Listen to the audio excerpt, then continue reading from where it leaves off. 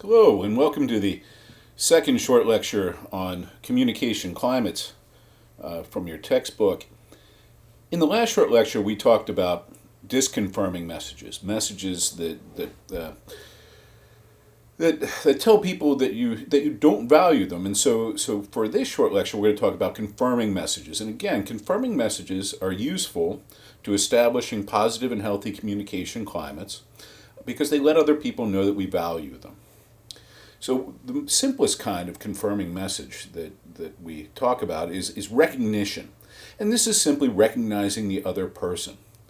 Now, of course, this seems like common sense. If we communicate with someone, we want to recognize them, right? But in reality, we oftentimes fail to do this. Think about, for example, all the times that you've ignored people's text messages or emails or other attempts at communication. You have to remember, communication isn't always face-to-face. It can be mediated as well.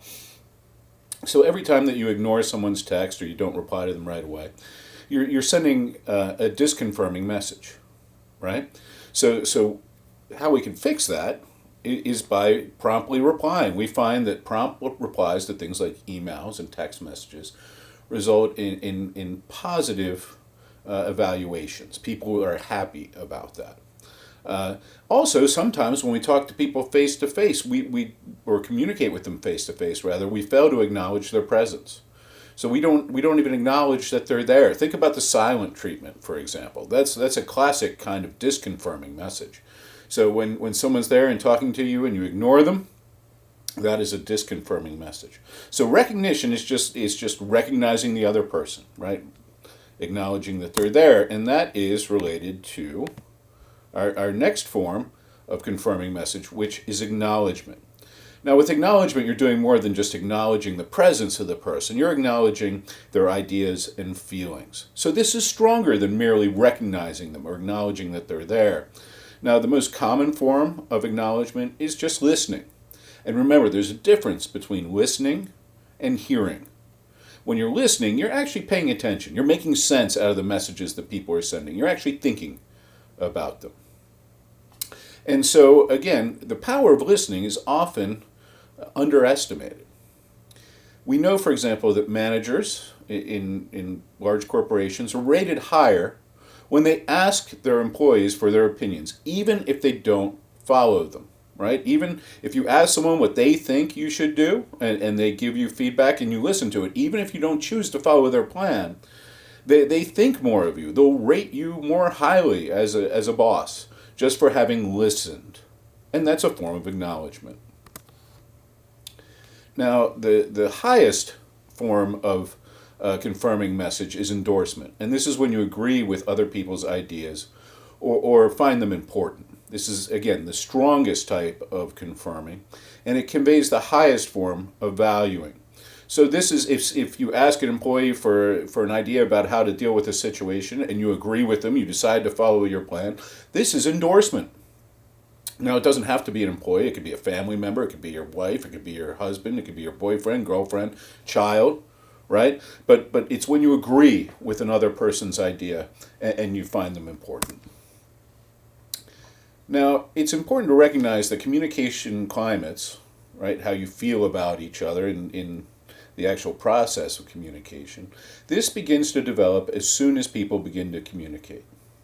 So you'll remember, you're always communicating. So as soon as you meet someone, as soon as you see them for the first time, that communication climate begins to develop. And if you want a positive communication climate, you're going to want to concentrate on sending confirming messages, on acknowledging them, on recognizing them, on endorsing their ideas if they're offered. If you don't do these things, if instead you send disconfirming messages, then you're going to create a negative communication climate. Now, it's also important to realize that nonverbal communication contributes to communication climate as well. As I said just a moment ago, you as soon as you meet someone, you begin to communicate, even before you've said anything. Because how you present yourself, your body language, your facial expressions, all these things communicate something about you. So as you're engaging with another person, if you're seeking to establish a good communication climate, You want to think about things like making eye contact, smiling, as you're speaking, maintaining a positive tone. All these things are confirming messages, and let the other person know that you value them. Now, one of the tendencies in communication that social scientists have identified is the spiral. Now, a spiral, the fancy definition of a spiral, is a reciprocating communication pattern in which each person's message reinforces the others.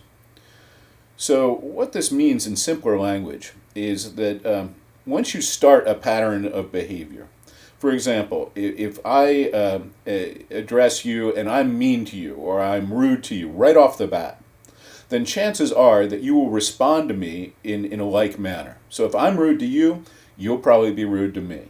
If I act happy to see you and really friendly, then chances are you'll respond or reciprocate, right? Hence the word reciprocating in the definition. You will reciprocate in a similar manner. If I'm happy to see you, you'll be happy to see me. And so this creates what are known as spirals because these behaviors feed on each other. So in a positive spiral, one confirming message leads to another.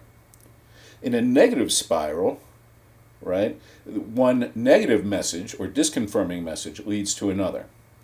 And it's important to realize that negative spirals are just as powerful. Indeed, they're probably more powerful than positive spirals because negative messages tend to weigh more, right? They're more significant. As I've told you before with regard to the magic ratio, you can tell someone you love them 100 times, but they'll remember that one time when you're angry and you tell them you hate them, right? So negative spirals are quite powerful, and they ultimately leave both people feeling bad about themselves and each other. Oftentimes we think that, well, if I tell them off, I'll feel better. The reality of that is that usually you don't. Usually it just leaves both people feeling worse. Now, studies show that in conflict situations, when you're arguing, right, each spouse's response was similar to the other's statement. So what that means, again, to unpack this, is that when married couples are arguing, right, they respond to each other in like kind. So again, if a husband is being rude to his wife, she will be rude back to him. Now, the result of this, right, this kind of behavior results in what we call escalatory conflict spirals. This is where one attack leads to another until a relatively small kind of argument can lead to a full-fledged battle, right? So you've probably been in arguments like this. I see my children get in arguments like this. So one of them will be annoying the other one, and they'll respond, oh, leave me alone, I hate you, right? And then I hate you leads to something worse, which leads to something worse. And before you know it, they're slapping at each other, right? And that's because they've engaged in an escalatory conflict spiral. Now, another form of negative spiral is the de-escalatory conflict spiral. This can also be negative, right? So here what happens is that rather than fighting, the parties involved, the people involved, lessen their dependence on one another and withdraw from each other. They become less invested in the relationship.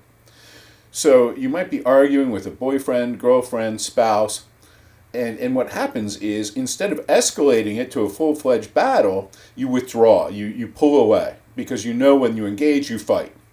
And you don't want to fight, so you pull away.